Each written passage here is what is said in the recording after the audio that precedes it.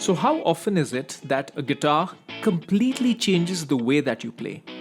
It sounds improbable, and I don't want to over fetishize instruments and guitars, but sometimes, just sometimes, this does happen, and this is the story of how this happened to me completely by accident. Hi everyone, welcome back to the Ministry of Guitar. My name is Utkarsh Mohan. I'm coming to you from Singapore. If you like what I'm doing, please do like, subscribe, and share. Only 10% of the people, only 10% of people watching this are subscribed, so I would love if that number could get higher. Okay, so how many of you remember when you first started to play guitar? And if it was a while ago, like it was for me, it's almost been 20 years, you'd remember that, especially with the absence of today's tools, it was rather difficult. I mean, in my particular case, I had to source out tabs from somewhere. I had to, I found some old, I downloaded on Bits, Torrents, or Aries, or some sort of old songbooks. Asked friends. I did a lot of stuff. I didn't have the kind of resources we have today. And one of my pet peeves was when a guitar, or rather, when a song was not in E standard. That used to really irritate me because already it's difficult enough to figure out a song. And then I find out that it's in a different tuning, but my guitar is in E standard. It used to be so frustrating. And as a consequence, what happened is that I naturally gravitated towards songs that were there in E standard. So a lot of songs that were not in E standard, I couldn't be bothered to downtune or change my guitar's tuning and learn them. A good example would be System of a Down, Chop Suey, a favorite song of mine, but never really bothered learning it because it was downtuned, I think, to D drop C or something. So this was my approach, or rather, this was how I was. I would say till about 2015, the first 10 years of playing guitar, I basically played all standard tune stuff. I did listen to some metal, of course, Metallica, Iron Maiden, all of that. But my playing, and as a consequence, when you're a guitarist, what you listen to is often interlinked. My listening boundaries were rather restricted to standard tuning and thereabouts. Now, something very interesting happened in 2015. In 2015, for the first time, I had some disposable income to spend on guitar. All the big stuff had been taken care of, student loans, some more prosaic stuff, etc. So I had finally, say, $1,500, $2,000 that I could spend on a guitar. Till then, I had only one guitar. Two later because I got an Epiphone double neck, but that's a different story. So I wanted to get my first Gibson. I have shared the story in other places in my channel that I actually bought an Epiphone Les Paul out of, I couldn't afford the Epiphone Explorer, which is what I really wanted. So I had to buy an Epiphone Les Paul instead because the Epiphone Les Paul was cheaper. But I had always hankered after an Explorer. What happened as a consequence of that is that all those 10 years that I was playing guitar, I was waiting for the day that I could finally afford a Gibson Explorer. That day did arrive in 2015. But the fates were not with me, so it would seem, because when I went to the guitar shop to buy a Gibson Explorer, the only the Gibson dealer in Singapore, they did not have any regular Gibson Explorers.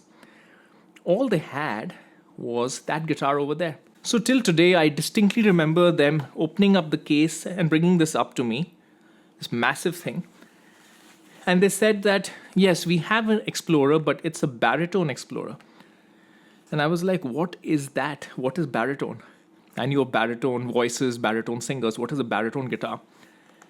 And to my disappointment, they explained to me that it's bigger than regular guitar, which it looked. It was massive. It is a massive thing. It's got a 28-inch scale length, which is 3 inches, 3.25 inches more than regular Gibson, which means that it can be tuned down somewhere between a guitar and a bass, like B standard. And I was looking at all of this and I was like, okay, but can I tune it to E standard? Because I just wanted an Explorer. They said, no, it's designed for lower tunings. And I was so unhappy because I was like, what? I finally have the money to buy a new Gibson Explorer and all they have is a Baritone Explorer. I don't even care about Baritone, whatever that is. I want a normal Gibson Explorer, just a new one. How difficult is it? So I went back home disappointed. Searched on the classifieds, but it was a strange period of time where there were no Gibson Explorers for sale in Singapore somehow. I spent weeks thinking about this guitar. I was like, I really want an Explorer. I like how this looks. It's this silver kind of color, of course. Silverburst fever had not hit. I did not know anything about Adam Jones or Tool or anything. I did like the look of this guitar. But I was just very conflicted. One day, what changed my mind is that, and this is kind of, even I am not insusceptible to hero worship. I was watching a Metallica concert and I noticed that James Hetfield on one of the songs actually played one of these guitars, a baritone guitar. And I was like, wait, I don't remember which Metallica song that is or what tuning. Don't ask me, I can't remember. And that was like when that kind of turned the tide for me. Maybe I should consider getting it. It's clearly a very rare kind of guitar. I don't know what baritones are, but maybe I'll find some use for it in the future. So I took a leap of faith. It was a big leap of faith. It was one of the first really expensive guitars that I was buying, more than $1,500 at the time, which is a lot for me at that point in time. So I got this guitar. And this guitar was tuned to B standard, really thick strings. And I started playing it. And this is where something very interesting started happening. Now, if you look at my earlier playing style, say from videos from 2014, 2015, I have some even on this channel. This channel actually started back in 2015, even though I was very inconsistent with it till about 6 months ago. I'm going to show you a couple of videos of me playing from back then. Just have a quick look.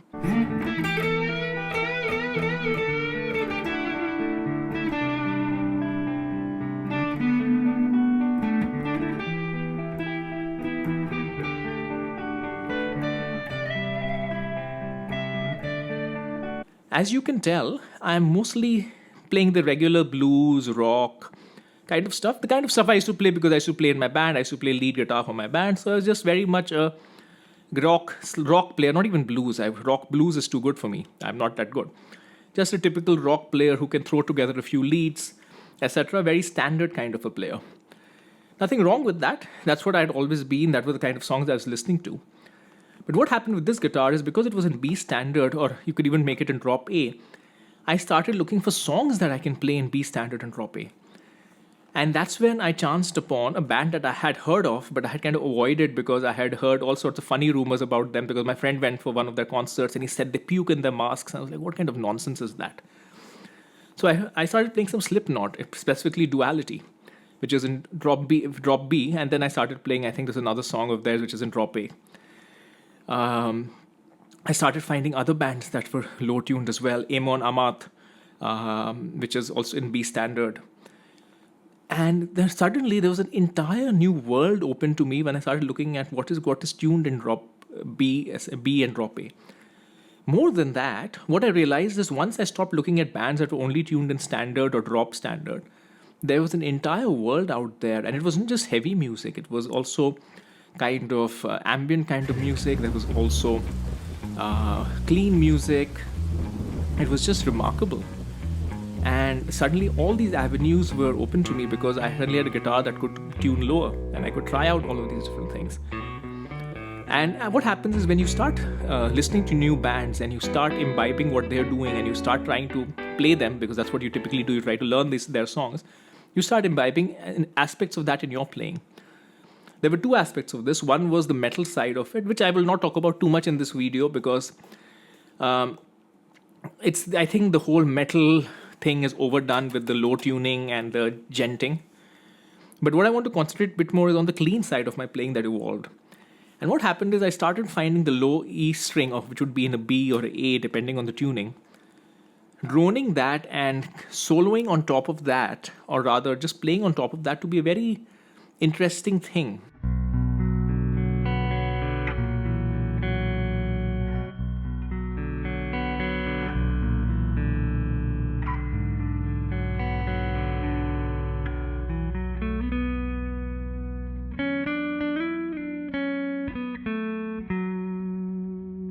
Unbeknownst to me, this is exactly how a sitar works, which sitar is of course from my country, from India. So sitars actually have a background droning strings and then you kind of play on top of that. I had no clue about all of that. And maybe, music is culturally contextual. So of course I've heard a lot of Indian music, even though I prefer Western music even today. So what I started developing accidentally, and this also coincided with me discovering some Strymon pedals, is this entire style where you end up using the low strings as a little bit of a background to accompany yourself, and then you play on top of it, and you also have very interesting chord voicings that you can do as a consequence of having said low string, and the range that you get from a low string that's almost in the bass register versus a high string. And I'm going to show you 2 or 3 examples over here.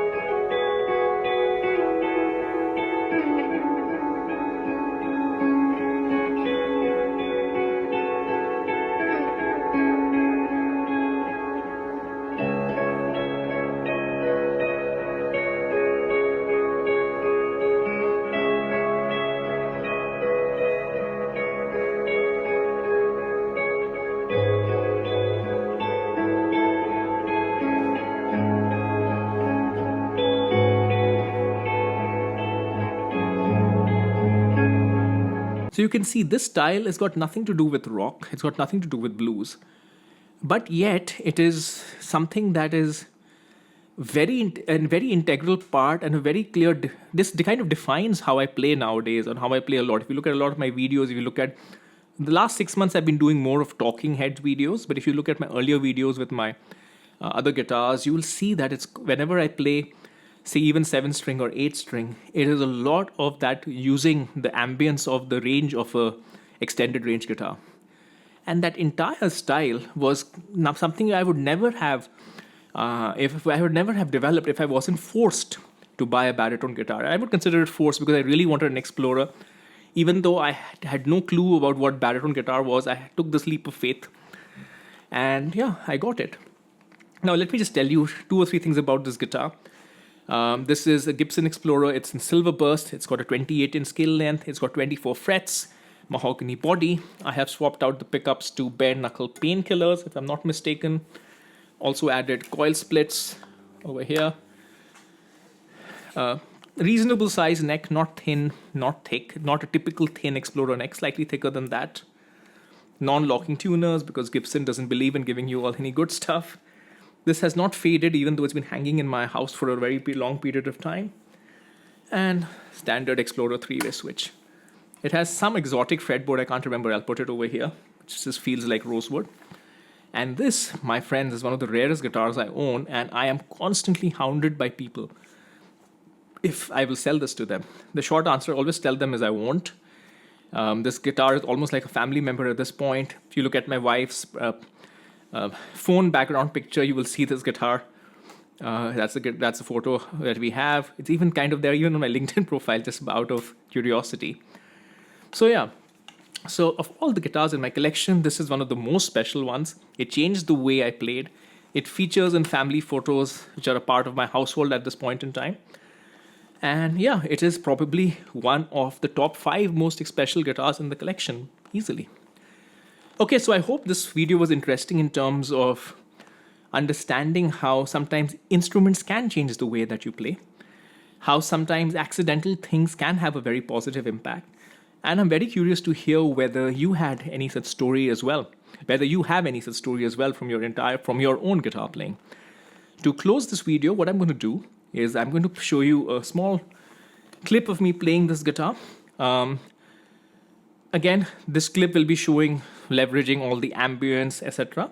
But this is actually lead guitar on this, and you can probably see the difference in my lead playing style when I play this guitar versus what you saw earlier when I was playing the standard guitars. So yeah, with that, I'll see you next time.